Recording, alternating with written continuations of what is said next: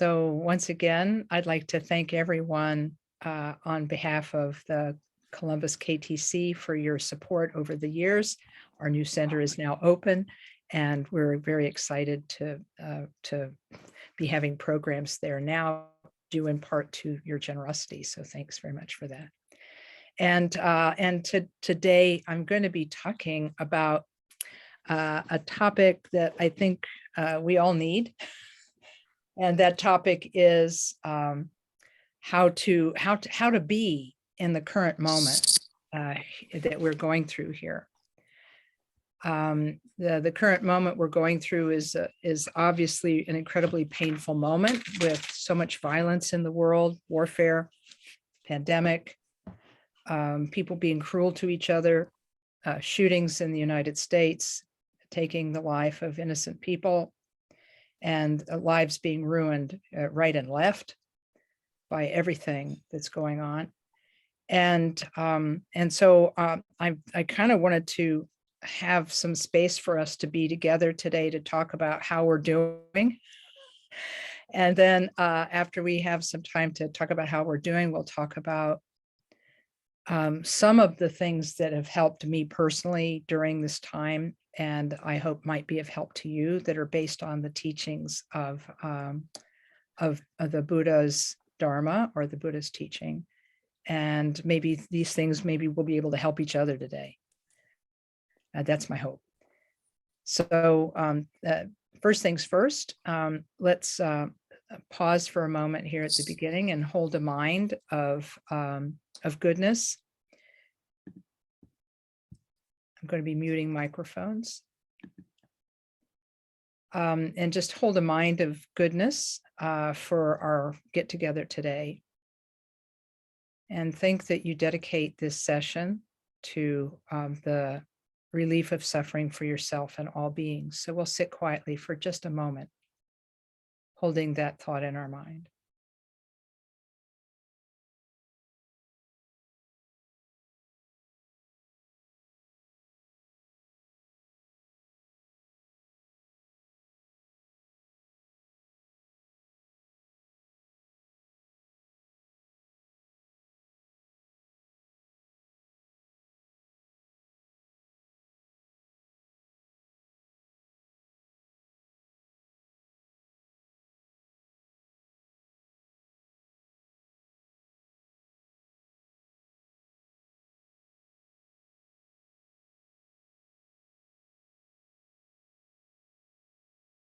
Thank you. As I'm a Buddhist and I come from a Buddhist tradition, I'm going to start with a short chant in the Tibetan language. The words of the chant will be spoken in English after it's recited in Tibetan, so you can get a bit of the meaning. The meaning, well, I'll do the meaning first. It's the taking of refuge in the engendering of the Bodhisattva motivation. From now until enlightenment is reached, we take refuge in the Buddha, Dharma, and Sangha. Through the merit of generosity and other good deeds, may we attain Buddhahood for the sake of all that lives. Now in Tibetan. Sonje chudan sochi chonamla, jangchu pardu tani kyapsuchi, daji chinso ji pe sunam ki, drola penshir sanje druparsho. And now the four immeasurables in English. May all beings be happy and have the causes of happiness. May they be free from suffering and the causes of suffering. May they have that great happiness, which is freedom from suffering. May they dwell in great equanimity, free of attachment and aversion to those near and far. Semchen tamche dewa tan dewe gyutan denpag yerche dungal tan dungal vi jutan drawa jerche. Dunyam mebe tewa dabatam intrawa jerche nerin chantan yitan drawe tam yenchen pola nepal jerche. And then finally, a prayer to the masters of the lineage to be present with us. Dear masters, please be present with us today, sitting on the crowns of our heads on a lotus and moon seat, May we come to know the purity and truth of your body, speech, and mind. O Palden Sawelama Rinpoche Tagi Chiwor Pede Den Shala Kadrin Jembo Koneche Sunte Kusun Tuging Udrup Sal Duso. Okay. The beginning now completed. Let's talk a little bit about how we're doing. I'll be interested in knowing if anybody would like to share a little bit. You can say your first name and just say something you want to learn today, and to make sure that we talk about today.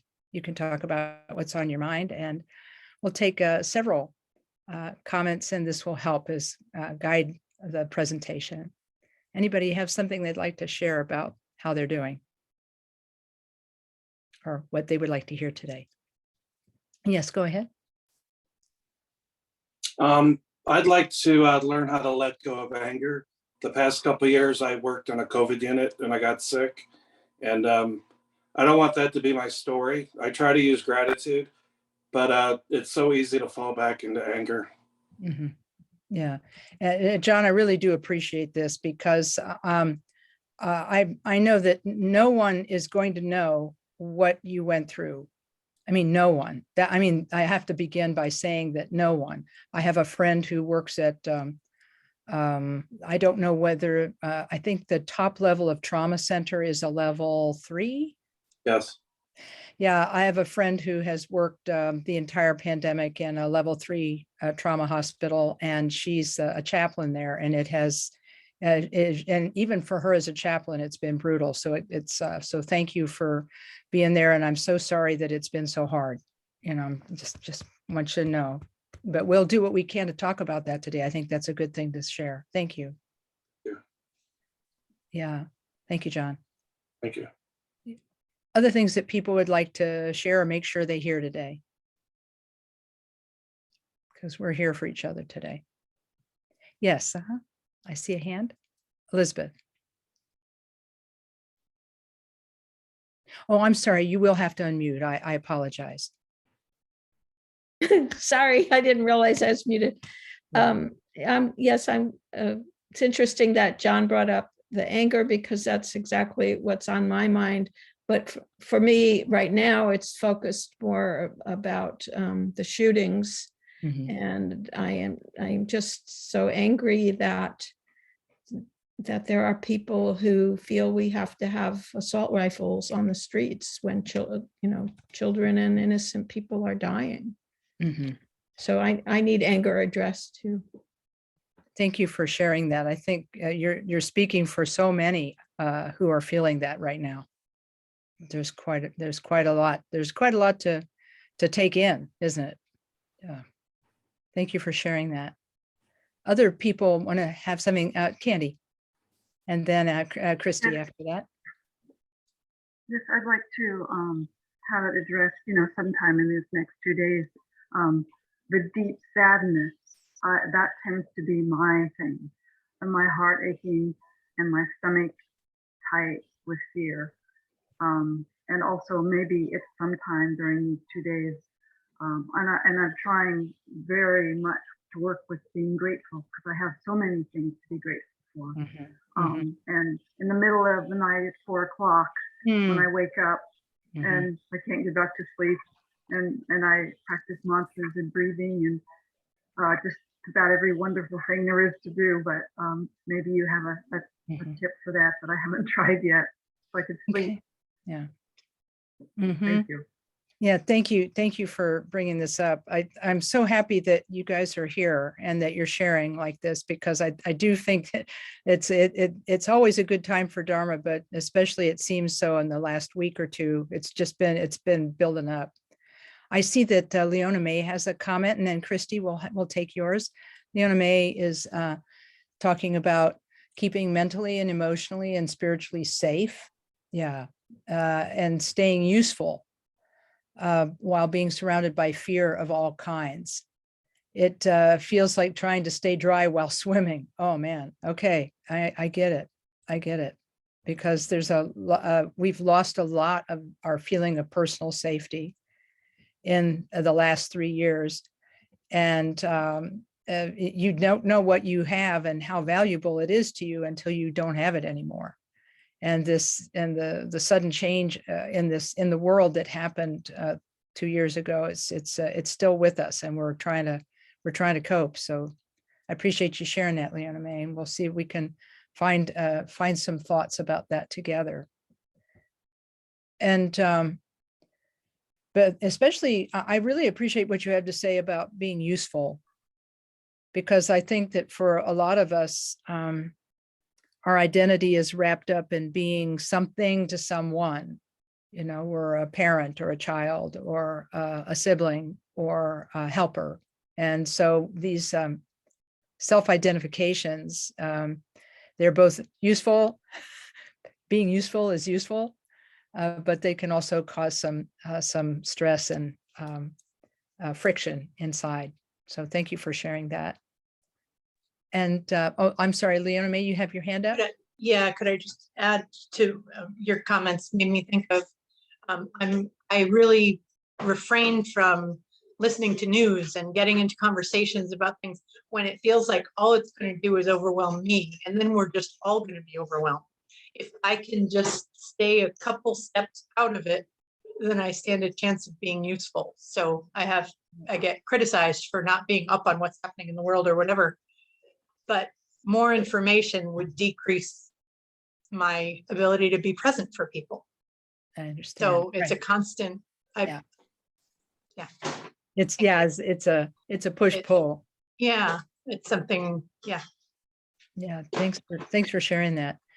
Before I get to Ani's, let's ask Christy, and then after Christy, there'll be Ani, and then after Ani, it'll be Sydney. Okay, Christy. Yeah, so mine, I have similarities with others who've already spoken, but I would like to work with the tendency to want to just withdraw and kind of avoid all that's happening. The problems just seem so complex that it seems hard to find a way to be useful. And even that some things that you might attempt could actually make things worse. It's just so hard to understand what is helpful right now, that my tendency is to want to just stay home and read British mysteries. Yeah, I can relate. I remember reading a commentator who said that part of the reason that we like mystery stories is because generally goodness triumphs in the end. Yeah. It starts with a paradise that is lost and then restored. And I feel that this is part of the reason that this type of literature is popular right now. And it has always been popular for the reason that it is about losing a paradise and then having that paradise restored. Okay, it'll be Ani, Sydney, and then Janet. Ani? Sorry, I think I sent you a little chat. Oh, yes, but yes, I see it now. Okay, I can verbalize if you want how to strengthen and engender faith, not understanding, but faith in the Dharma. Yeah, I appreciate that.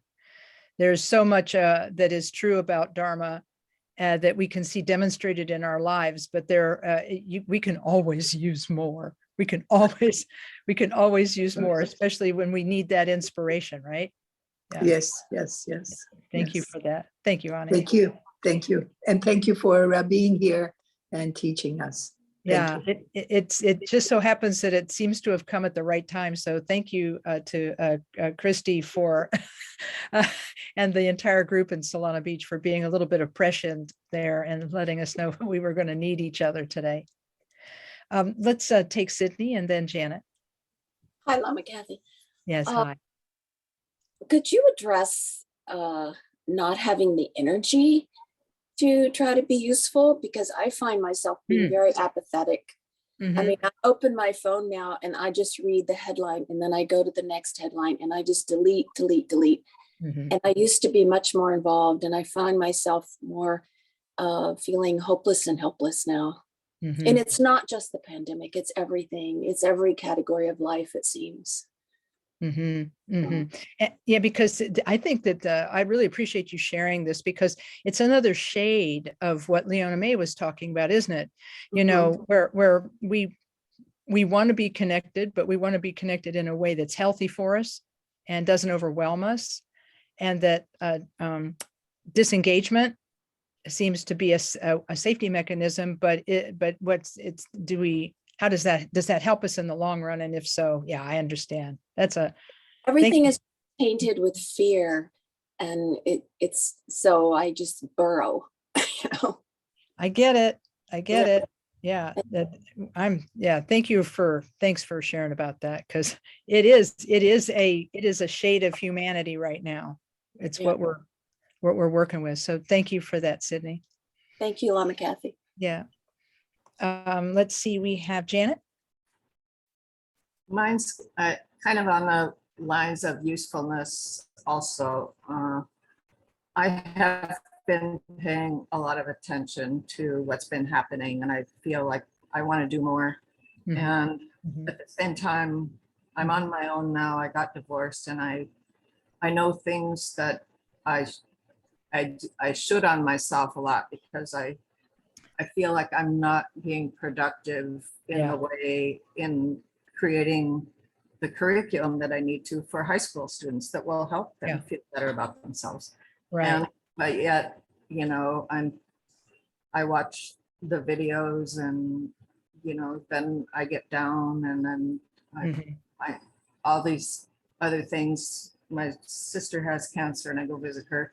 So it's always like, I should be doing my work. And then I inspire myself to say, no, be in the present moment.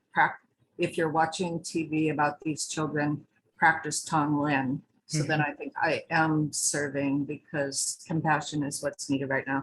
And then as soon as I'm done with that thought, then I feel guilty again that I'm not being productive. Yeah, I understand. You know, there's something that I talk about from time to time in my Dharma talks that I call it our personal style of confusion. And that we all have our own personal style of confusion, which is we don't know what to do in situations. And so sometimes we fall back on behaviors from the past to help us cope. But those interesting behaviors from the past are not necessarily healthy. And, you know, whether it's disconnecting and burrowing, which is what Sydney was talking about, or shoulding. I by the way, I do have to thank the recovery tradition of the 12 steps for the word should, SHOULD, shoulding on oneself. I think that, thank you for that. And then whether we're talking about personal safety, fear, the wish to be connected, all of these methods of coping that have worked for us in the past. I'm sorry, I said worked, not worked for us in the past. We often bring into our Dharma practice and our spiritual practice, and we bring the unhealthy style of confusion, thinking, oh, if I just do this, everything will work out, or oh, if I just do this, or if I am this, or if I act this, or if I am this, can I just be better somehow? If I could just do that, then everything would be fine. But of course, the fact of the matter is that is a style of confusion. It didn't work in the past, and it's not going to work in spiritual life either. So what we're trying to do is we're trying to establish healthy habits of spiritual cultivation, right? Healthy habits of spiritual cultivation in the midst of an extremely stressful and an extremely difficult situation that we're in right now. So I appreciate you sharing that. Thank you. Let's see, we've got time for a couple more, and then we'll have to start moving into the presentation. I want to make sure I didn't miss somebody who had their hand up. is there somebody else who has okay, yeah, Marianne. Thank you, Marianne. I'm sorry, I actually wrote it in the comments. Oh, bless your heart. Oh, yeah, okay. How to find the sweet spot between empathy and compassion for all the suffering and acceptance of the intense karma of these horrifically violent events. Yeah, I think, we have to, paradox is kind of a human situation, isn't it? Sure is. We humans, because we have this intellect, this brain that can take in and contextualize everything, we have to live with the concepts that appear to be in conflict. And because how can we both feel this empathy and compassion, and yet at the same time understand the karma of the situation? And there's a lot of I'm going to present a nuanced. My presentation on karma is a bit nuanced because my teacher, Khenpo Karthar Rinpoche, held and possessed and spoke about an extremely nuanced situation, a teaching on karma, in which all these things can be true at the same time. It can be true that some of the people who have died in these horrific incidents had there was no karma for them to be killed, but it did come to pass for them. And there is also the situation that some did have the karma to die, but it's not that they, there's a way to hold all of that in your heart with love, and to see everyone as being a Buddha in the making, who is suffering in one way or another, and that we, as their helpers in this world, can bring them along, while at the same time not allowing ourselves to fall into the well of fear or hatred. And I think that's the danger for us right now, is that we can see the nuance in these situations, and we might prefer to have an either or. We might prefer to have all or nothing approach, but it's not black or white, it's shades of gray. And so we have to be able to live with that also. So I definitely appreciate your thoughts about that. And we'll see what we can put together as we do this. If possible, at one point, if you could maybe put in the comments, direct me to that teaching of Khenpo Karthar Rinpoche, I would really appreciate that. I may or may not be able to do that, because it was an oral teaching given during the 3-year retreat. The first 3-year retreat, where we don't have complete transcripts, but I'll do my best to recreate his explanations, and then we'll have a recording of that. Fair enough. I have great faith in your ability to do that. Thank you. And in addition, there is a book that I will recommend, Tralek Rinpoche's book on karma, which also presents this exact same nuanced approach. So thank you so much. Yeah, so we'll definitely talk about that. And because of time, I'm going to bring this to a close, but I do see Julie. Julie has written, thank you to everyone for sharing today. And thank you for making this supportive place available. Feeling grateful and like to offer lots of love and positivity to everyone. Oh, bless your heart. Thank you so much for being here. She says, my perspective today is that I was just sort of expelled from a horrible work experience as a home health nurse. It was a very scary, challenging experience for me that did take me away from even the comfort of my home. I appreciate challenges like this. I wanted to go and help in a place where I was really needed, in a contract that ended almost 9 weeks earlier than agreed to. A home health company used me for what they needed, did not pay me for all the hours I worked, while constantly telling me I was doing nothing right.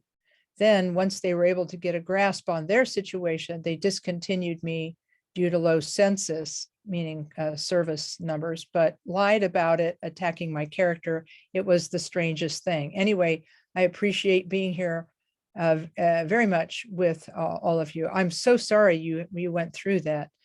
We all know that the healthcare industry right now, based on what we've already heard today, has been just a horrific experience for so many people. And then you put on top of that folks who don't get treated well by companies that are that aren't treating people properly, and then you get all of that, and then you have a situation in which everybody is suffering in some way because of this. So I'm sorry you went through that, and I'm sure that there are pragmatic things that you can do for your work in nursing to protect yourself from companies like this in the future. And I just hope that that kind of experience doesn't happen to you or to anyone in the future. But we'll definitely talk about feelings here. So, yeah. And then Linda is asking, would you give some recommendations as how one can pray for the individuals who have died and are now in the bardo? And the answer to that is yes. Yeah, we can talk about that. Okay. Well, it's a lot. So what we might be able to do in this session and the next 3 sessions, this one and the 3 that follow it, we're going to make an attempt to address as many of these concerns as we possibly can. While at the same time, maybe doing some 1-minute meditations, because my thinking is that a particular style of presentation that might be useful for us would be some chat interspersed with a minute or 2 minutes of meditation, and then some questions, and then more teaching and sitting and so on. And okay. Oh, thank you very much, Leona May. She's put in a direct message, and I will put it in the chat. The book that was suggested. Yeah, I was going to get it out, but now that you've given me the, I can put it in the chat to everyone. I wanted to make sure I had it right. Yeah, there we go. Let's see if it worked. I tried to put it into.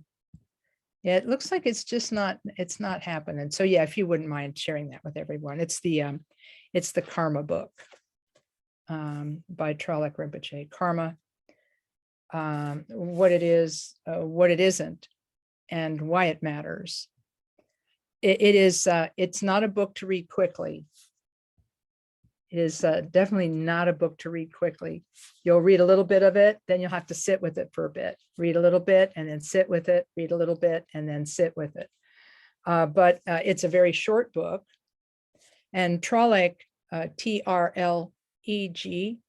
Tralek Rinpoche, who has now since passed away, he was just such a gifted teacher. And he was one of many students of Khenpo Karthar Rinpoche. And he understands and is able to articulate many of Khenpo Rinpoche's more nuanced teachings. And he also has great experience as a meditation master and teacher.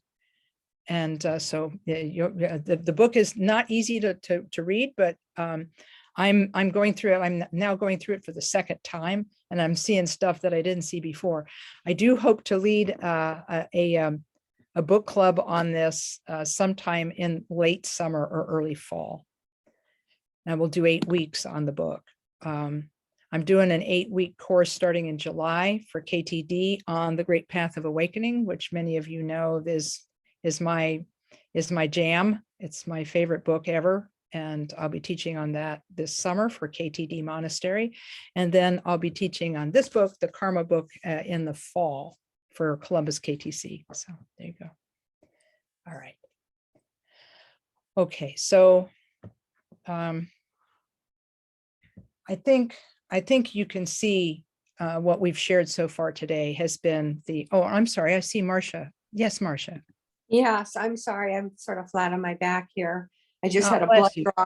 I just had a blood draw when you guys were Oh, talking ah. about nursing. But at any rate, my question is, will, when you do the Great Path of Awakening, will it be virtual? Yes, it will be. We're going to do it through Zoom. Yeah.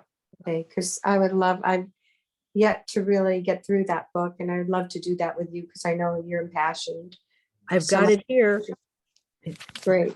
Okay, Marked, thank you. annotated, dog-eared, falling apart. I remember. So yes, Thank you. it will be, and you can find out about it. The details. I will look them up in the foregoing here, and I will have that for you. The Ktd Monastery in Woodstock, New York, is our home monastery, and so the July newsletter will be coming out in a day or two, and the information about the programs and so forth will be in that newsletter. What we might do here is, let's see if I can. Let's see, here it is. I will send you this and you can sign up. I'll put it in chat. I am just having trouble. There we go. Finally got one to take. This is the link for the constant contact newsletter of Ktd Monastery. And then when it comes out with the details about that book study about Great Path of Awakening, it's going to come out in the next couple of days. So if you get on the mailing list now, you will be included on that, and you can sign up. Okay. Thank you. Yeah, you're welcome. Yeah. Okay. So how to hold a heart, a good heart, in the midst of all of this. It's, as you can see, based on what everybody's talked about today, it's not an easy thing.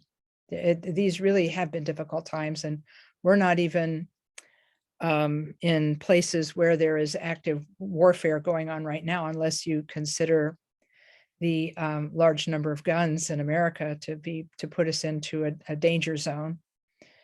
But it's all of this, this holding of a good heart. It seems hopeless. It seems like something that's impossible to do.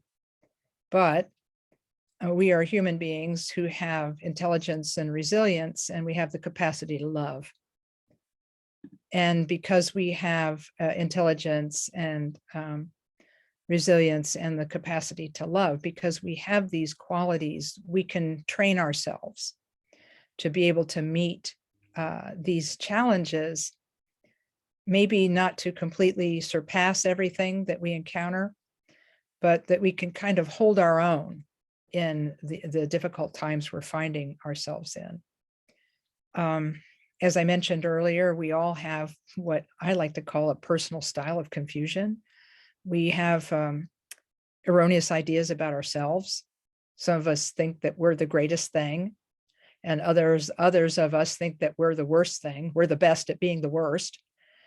Some of us have habits of looking at ourselves competitively and thinking, well, I'm not good enough, or or that person is good, I'm jealous of them, I'm going to compete with them. And maybe sometimes we're even competing with ourselves. So all of these methods that we have developed over the years of coping, they're based on confusion. They're based on what the Buddha would call illusion. The Buddha, in his experience of spiritual awakening, he experienced something that we call Buddhahood or enlightenment. And in that experience, he came to understand that his mind, the mind that he has, and by extension, the mind we all have, has the capacity for wisdom and goodness and compassion and love. And he taught that all beings have a mind, and that mind can eventually come to know itself and to know itself completely.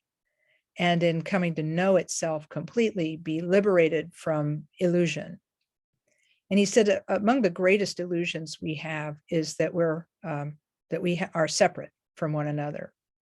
It's not that we're all part of one big mind and he was trying to correct that misunderstanding. No, we are all separate and discrete from one another. That's what the Buddha taught. We all have our own individual minds, but together we all have the potential to experience the same things, which in this particular case is the mind that can be liberated from illusion. He said that when we experience things in this world, we pretty much instantly think of the things that we are experiencing as being separate from ourselves. This is a glass of water, and we only relate to it as something that we need, something we want, and something we must have. We think that this glass is permanent, real, solid, and unchanging. And we feel that way about everything. We feel that way about the trees and the sky and the homes that we have and our families. Everything is solid, permanent, real, and unchanging. In other words, we think that everything is unchanging. Everything is permanent. But really, the fact of the matter is, everything is impermanent. Not only is it impermanent, it is interdependent. Impermanent and interdependent. So this is why he called our belief in the permanence of everything as being illusory, as being wrong-headed and illusory and confusion. Because he said we treat people and things and situations and even ideas as being solid, permanent, real, and unchanging. And in so doing, we attempt to make the statement that nothing should ever change and nothing can ever change. And we feel that way about everything, including our own personality. Some of us get the idea that our personality is solid, real, permanent, and unchanging, when actually it is continuously changing from moment to moment to moment to moment. We are attempting to put reality on something that isn't real. I often use, and you will have heard me use this illustration before, we are like the parakeet in the cage looking in the mirror and thinking that there's another bird behind the glass. We interact with our own thoughts, feelings, and emotions, our reflection, as it were. We relate to it as though it was real, and then we either cuddle it because we love it, attack it because we hate it, or we could even be indifferent to it. But we still think that all of the things we experience are separate from our mind and not coming from our mind, that they're sort of coming at us from all directions. And by thinking that things are coming at us from all directions, we become defensive. We want those things to stay away from us, unless, of course, there are things that we think of that are going to be helpful, and then we grab those and we want all of those, usually for ourselves.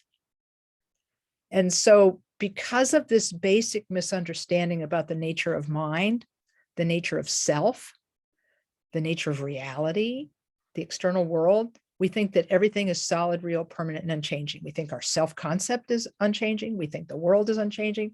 And because of this, we feel we have to get stuff externally and have stuff and have things and have people and have experiences, or we won't be happy. If what the Buddha said was true, if what he said was true, our mind actually already possesses the potential for well-being. Now, right now, we have the potential for well-being right now. And we have demonstrated this, not just by the parakeet in the mirror, but by having tiny little experiences that show us the holes in permanence and our theories and thoughts about permanence. And the example that I like to give the most is the example of the telephone. And you will have heard this example before. Let's say you're having an argument with someone and you are right and they are wrong. You're really pressing your case with them. You are really right and they are really wrong, and why can't they see it? And you're in the middle of this argument and your phone rings.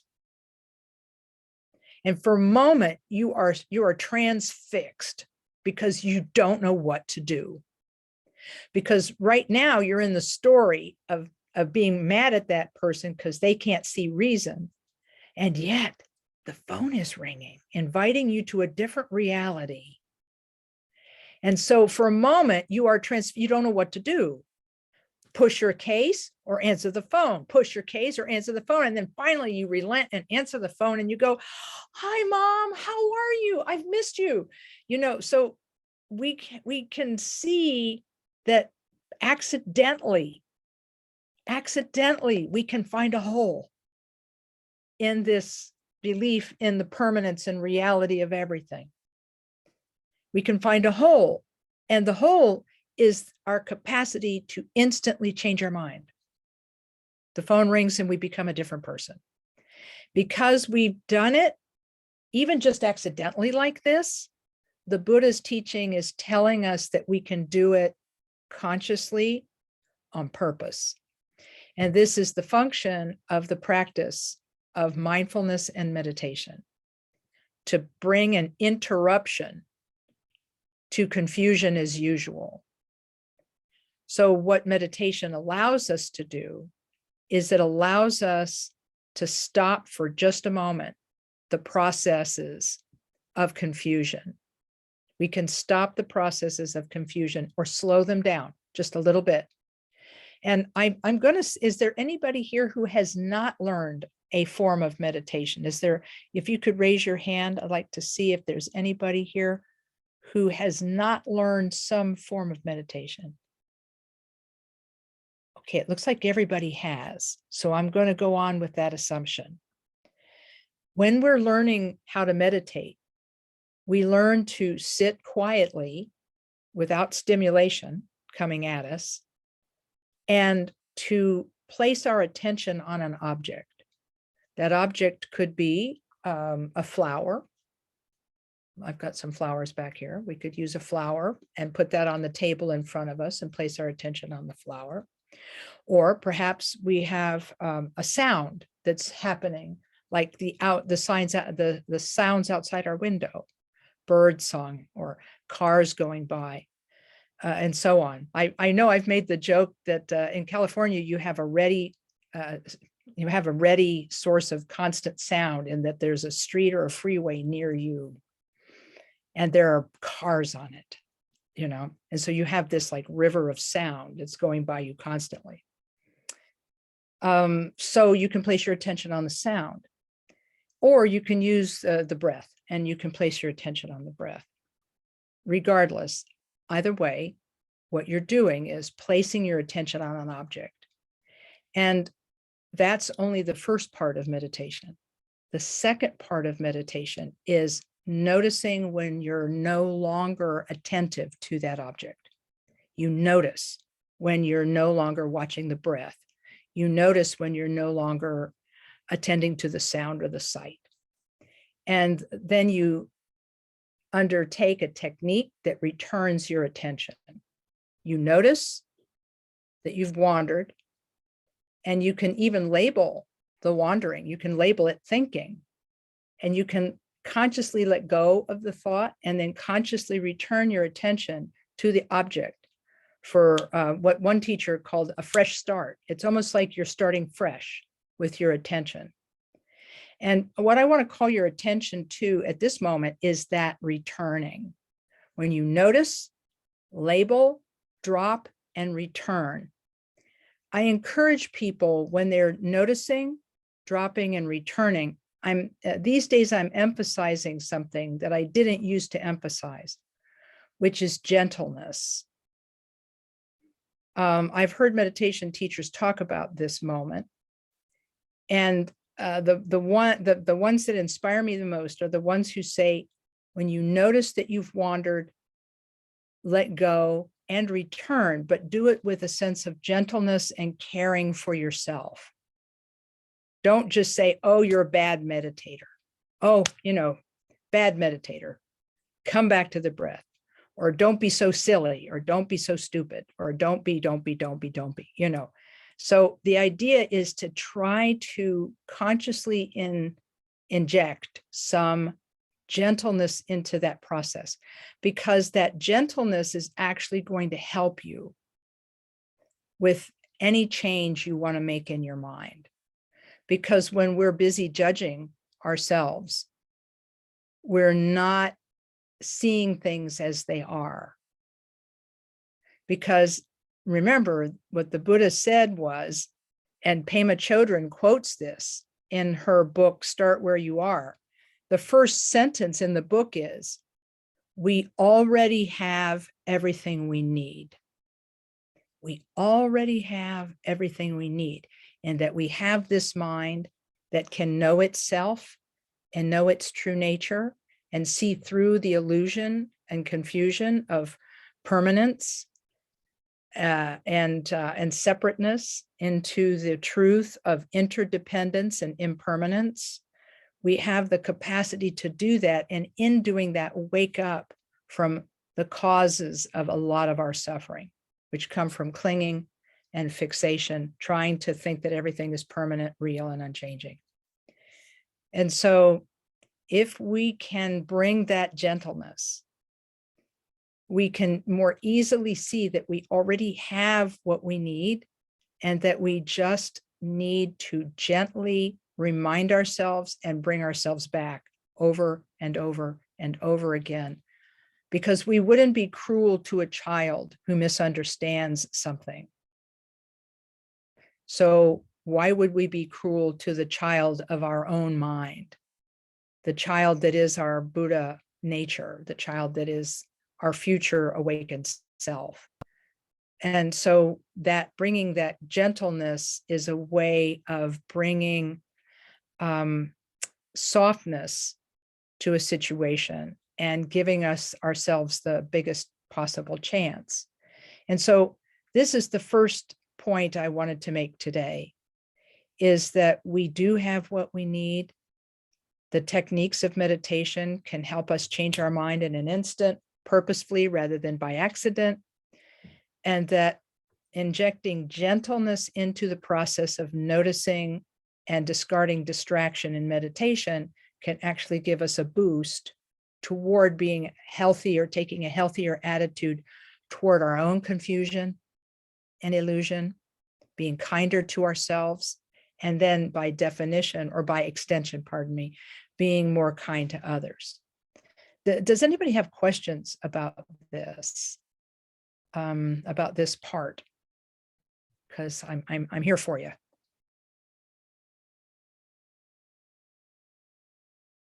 Okay, then let's sit quietly for a moment and just allow the mind to rest and practice this a bit.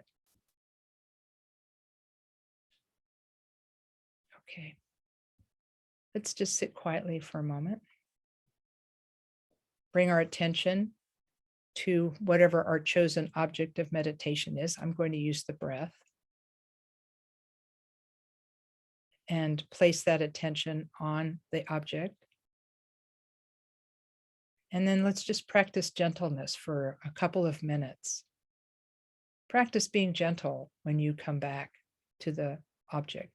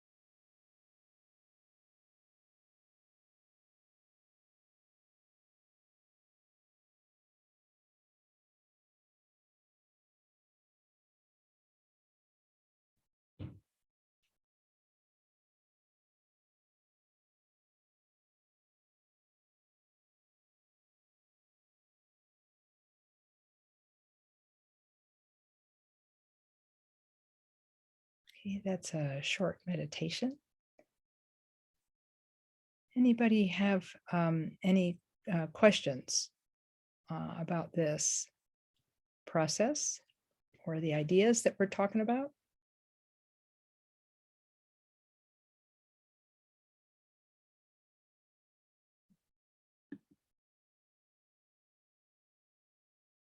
Okay. Okay, just thought I'd check.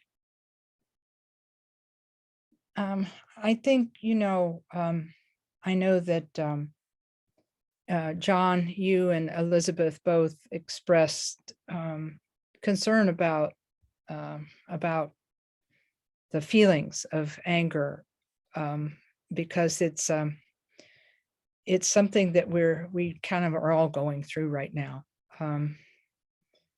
I think that human beings, this is my opinion, and it might just be worth 25 cents, but it's kind of the way I think about people is that human beings are hardwired for justice. And when we see injustice happening, when people treat each other badly, we don't like that.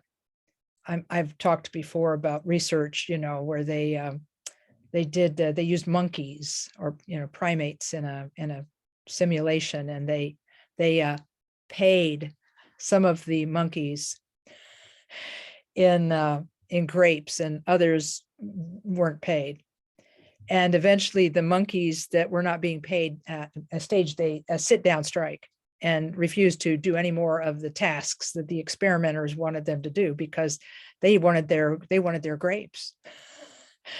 And so I think human beings are primates also, and we are hardwired for justice. So we don't like it when we see things bad happening to us or to others.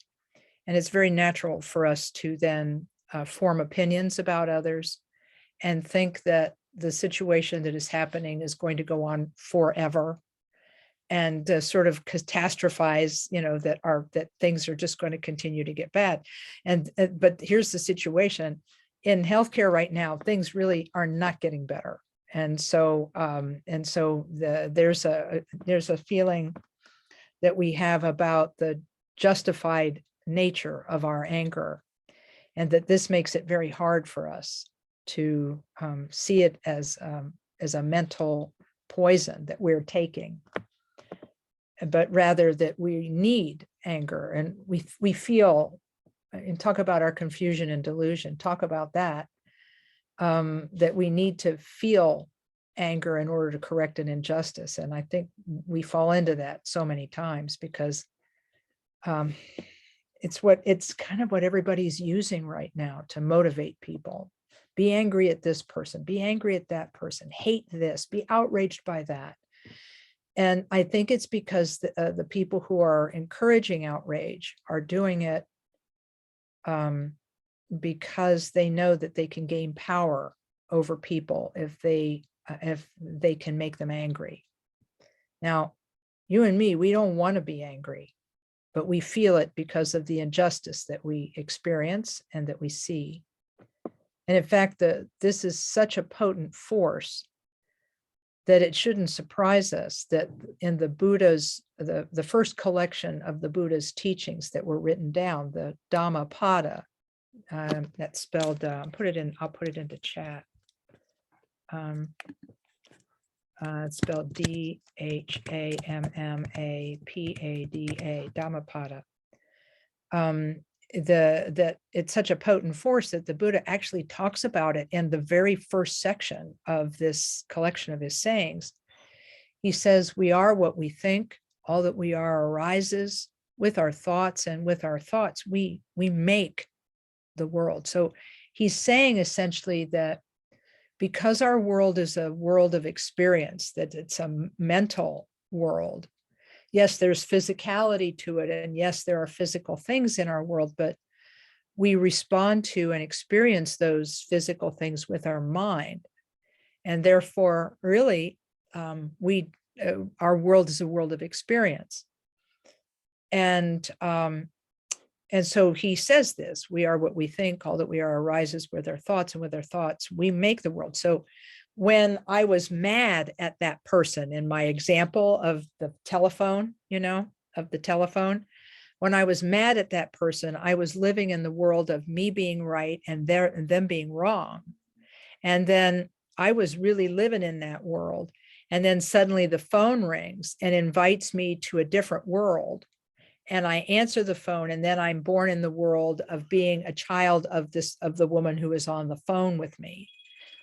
And oops, speaking of which, somebody just called me. I love that.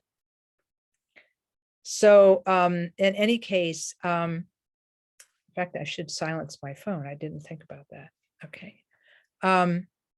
But in that moment that we become someone else, it's like we take birth in the world of that thought, and that we eventually pass away out of the world of that thought when we go on to the next one.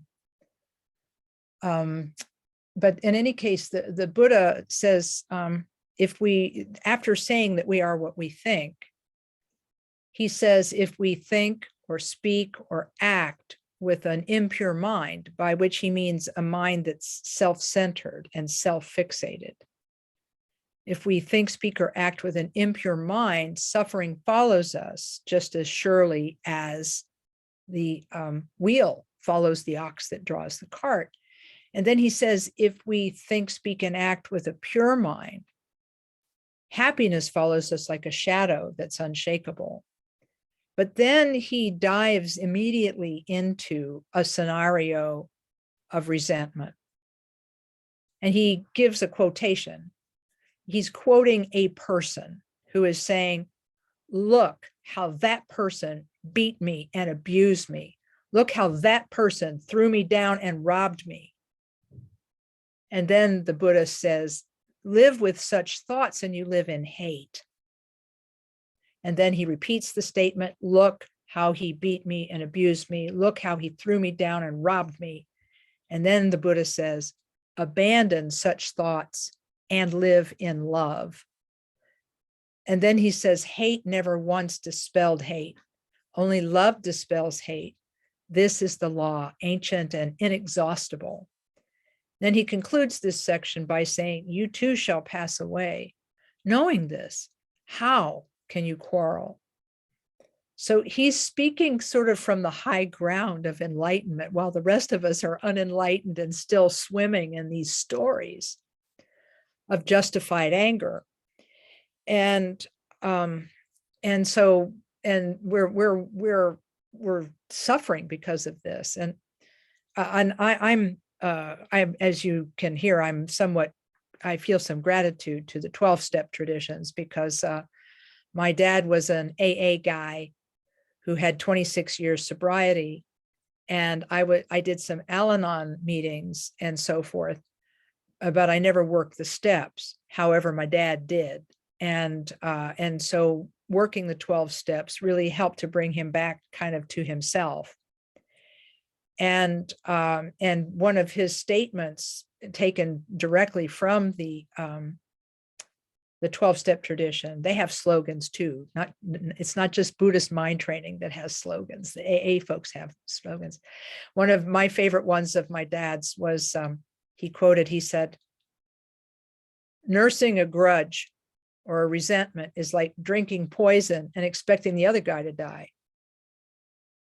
Because it's true, when we feed our own angry thoughts and our angry resentments, when we do that, we're actually causing damage to our system. They're now even doing research on the role of cortisol, which is a hormone that comes from maintaining an angry state, explaining that cortisol causes blood pressure trouble, it causes diabetes, it causes all kinds of negative impacts in the body.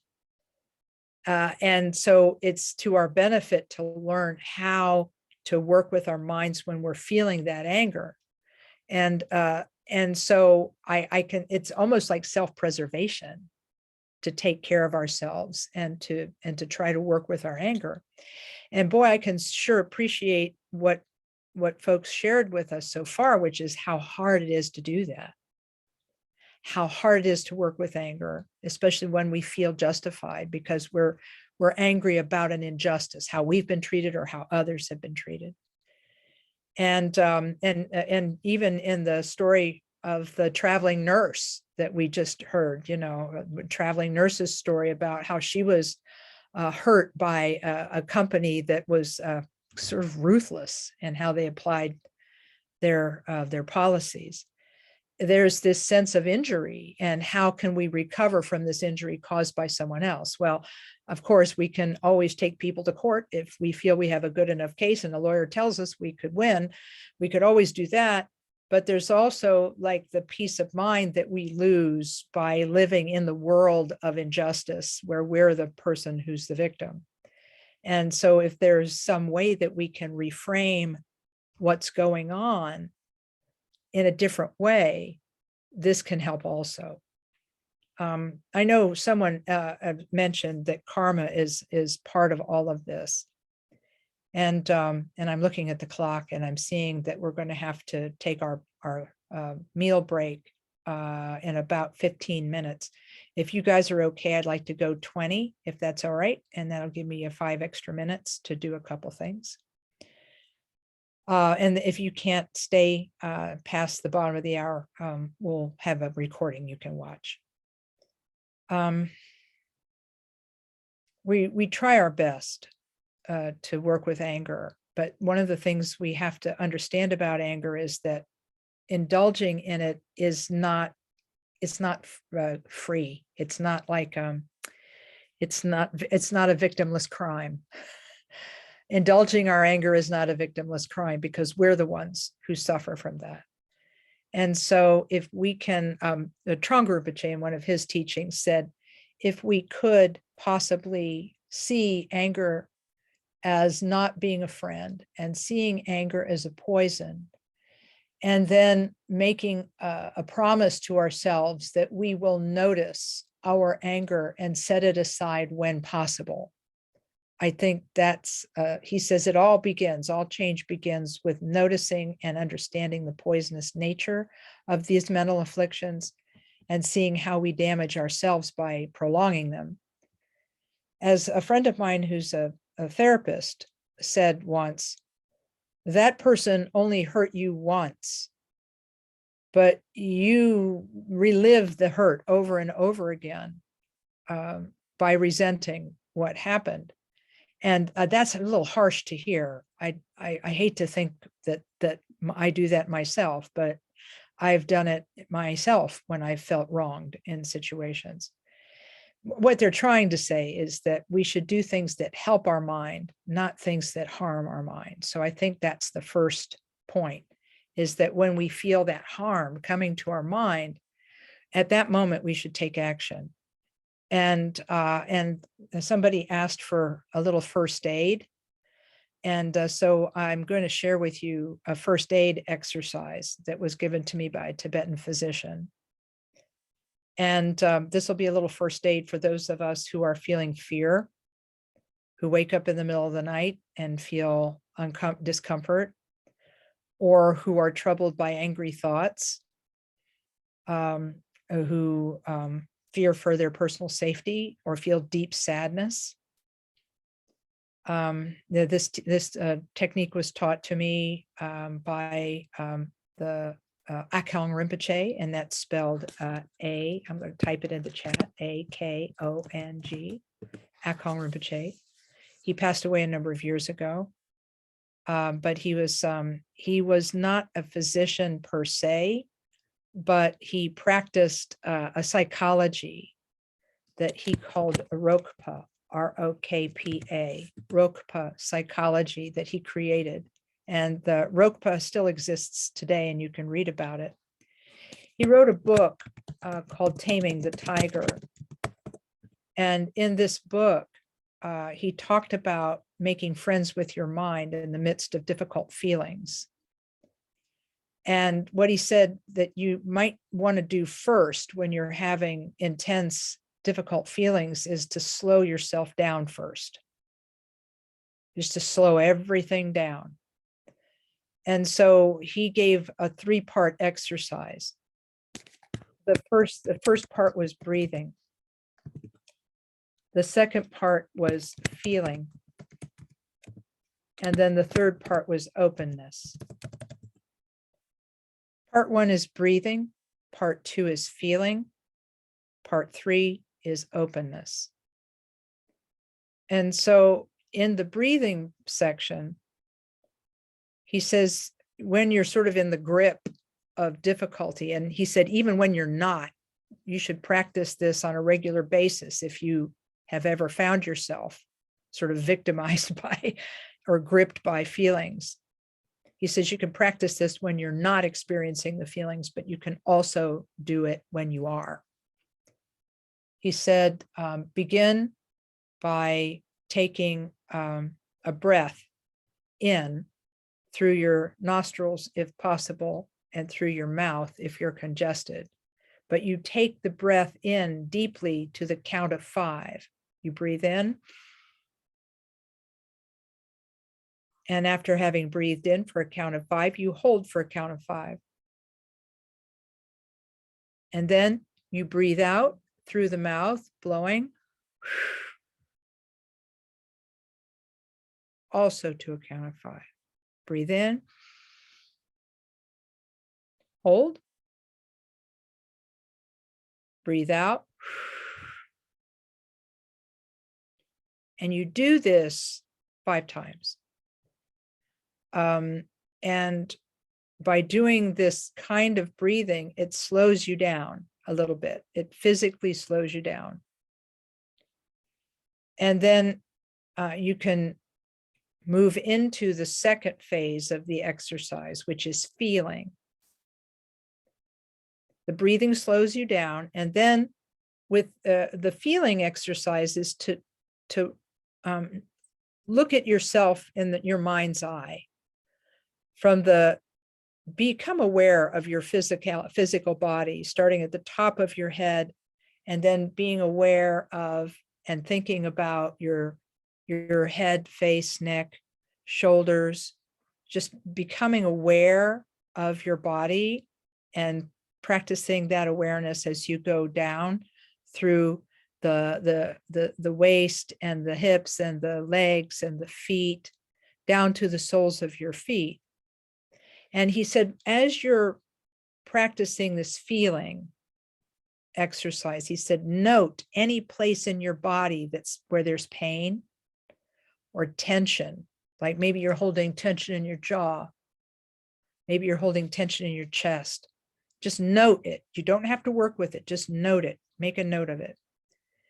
And then he said, come back. Once you're down at the soles of your feet, he said, come back up and note everything a little more quickly. He said, you take your time going down the body, but when you come back up the body, he said you can go a little more quickly and just notice the areas of stress, pain, and tension. And he says, and once you get back up to the top of your head again, he said, you use your imagination and you imagine that there's a plug that has come out from the bottom of your foot and that your body's filled with water. So you use your imagination to imagine that your form is filled with water and that suddenly a plug has come out and the water is now draining out of the imaginary water is draining out of the imaginary you and taking with it all of the stress, the pain, and the tension from those various parts of your body.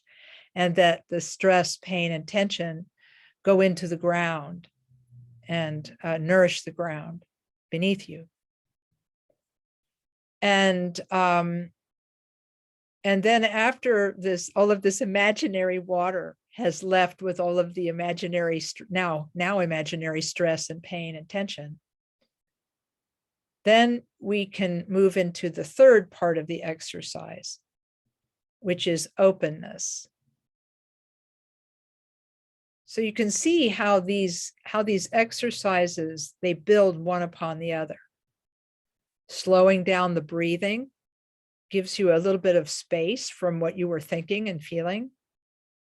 And then noting stress and tension through the feeling exercise helps you to note where in your body you're feeling these feelings.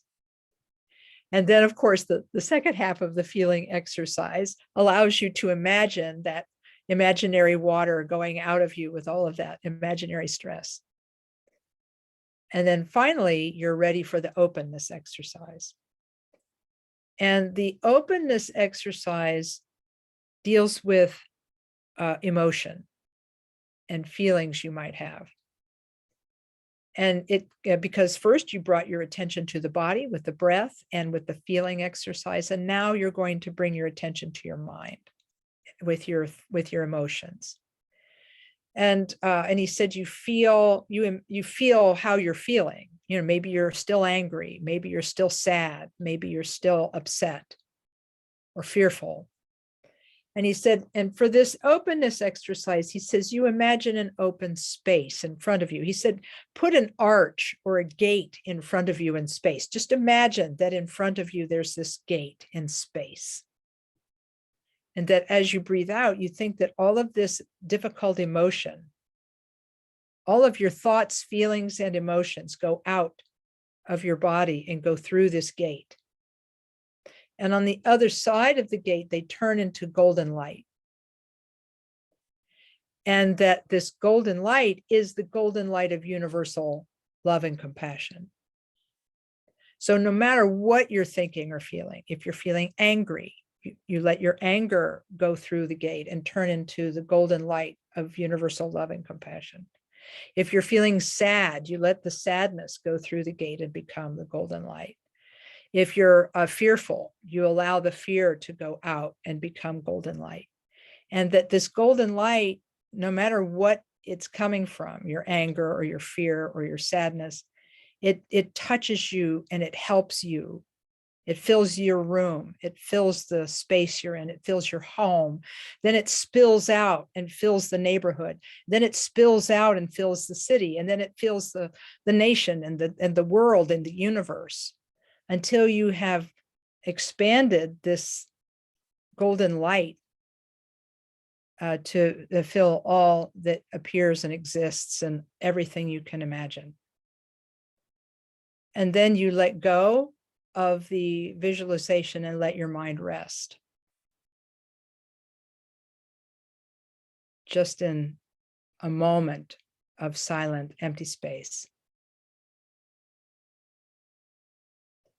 And this type of exercise he recommended that people do regularly until they get the hang of it. You might put it in your regimen of meditation every day. And it will take you 5 minutes, 10 minutes, maybe at the max to do this exercise, but it will then be there for you if you need it urgently. So I think we're going to do it. I think I can do it in 5 minutes and then do 5 minutes of feedback. So see if anybody has feedback. So let's sit quietly and I'll walk you through it. Apologies, by the way, for how fast this is going to go. I'm only going to do the breathing for 3 times around, for example. So, okay, let's start by sitting and just feeling our body and just sitting quietly.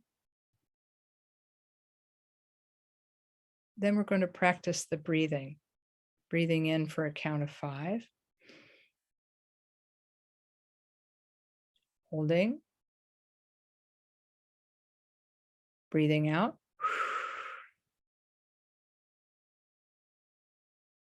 Breathing in. Holding. Breathing out. One more time. Breathing in. Holding. Breathing out.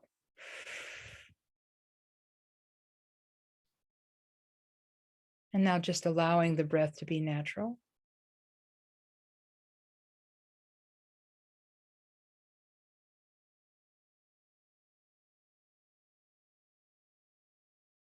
Now we'll move into the feeling exercise. Starting at the top of our head, we think about the top of our head, and then you can close your eyes for this if that's helpful. And then just note the feelings in your body, starting at the top of your head, working down through the face, the jaw, the neck, the shoulders, noting any places where you might be feeling stress or tension.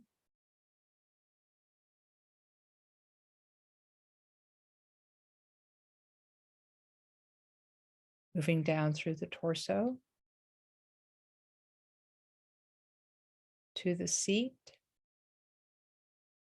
through the back to the seat, and then into the legs.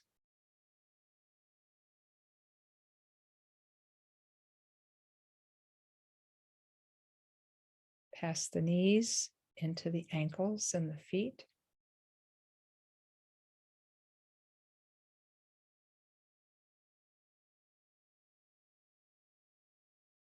Pausing and then working back up from the feet to the ankles and knees,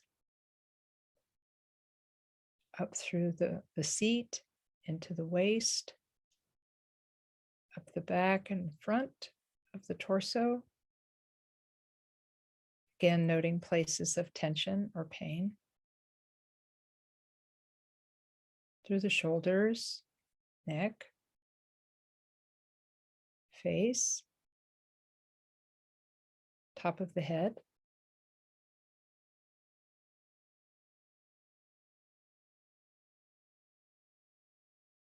Now imagining that the body is filled with water,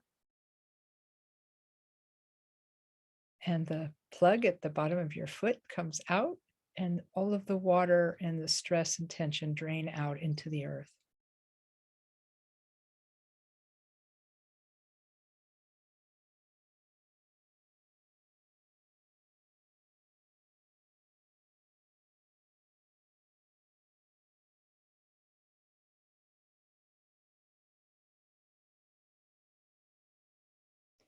The water then having drained out,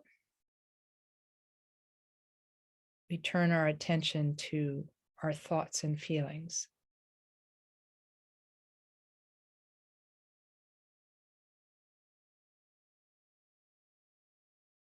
We make note of how we are feeling. And we imagine that in front of us in space is a gate. It can be any kind of gate, stone, iron, gold, doesn't matter.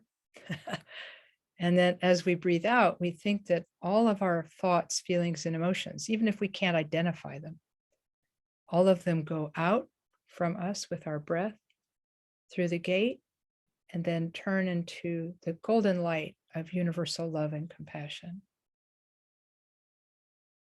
With every out breath, our emotions and thoughts and feelings go out and through the gate.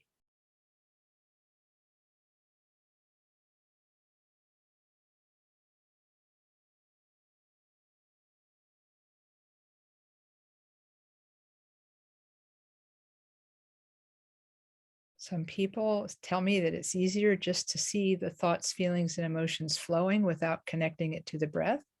That seems okay too.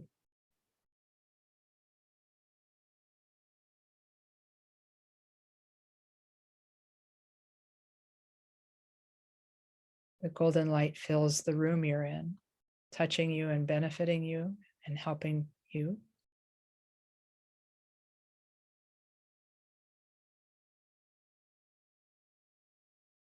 Then the golden light continues to flow out to your home and everyone in it.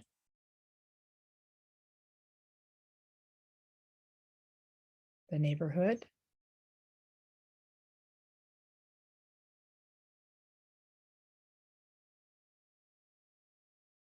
The city.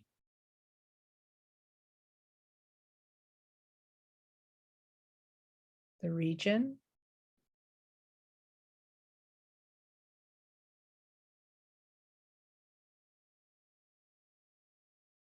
And this golden light is benefiting everyone it touches.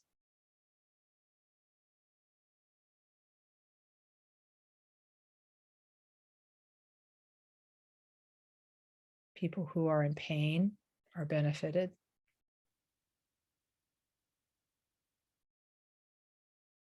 Criminals are benefited. Those who suffer are benefited.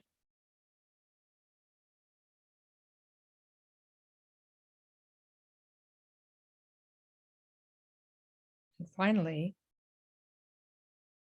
the love and compassion, the golden light fills the entire universe.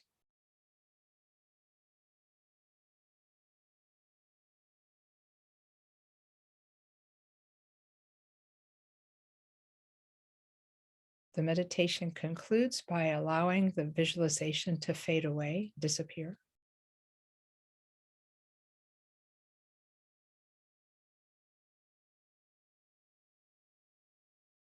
And letting the mind rest.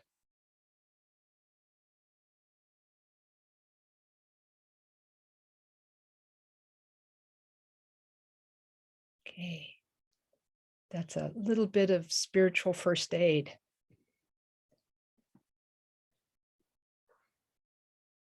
Any questions about the process?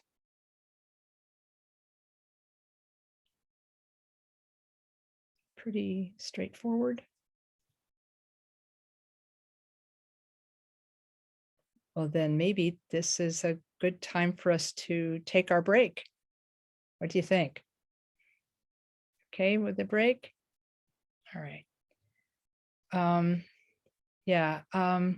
Let me see if I can remember. We're going to begin again at, it's 2:30 here. So it's probably what, 11:30 with where you are?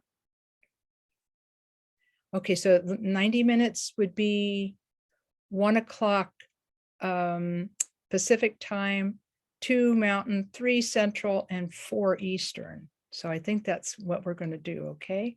I know it's a bit of a long break, but this will give you a chance to get some food and maybe get a little rest. And then we'll start. What I'm going to do is I will close the recording for now and close the Zoom stream, but I'll reopen it again at about 10 minutes to 1 Pacific and 4 Eastern. And then we'll see you back. It's exactly the same Zoom stream, so it'll all be good. Okay. We dedicate the merit of this morning's session to all sentient beings and make the aspiration that everyone is free from suffering and comes to that heart of goodness that we're looking for. Okay, everyone, I'm going to pause the recording.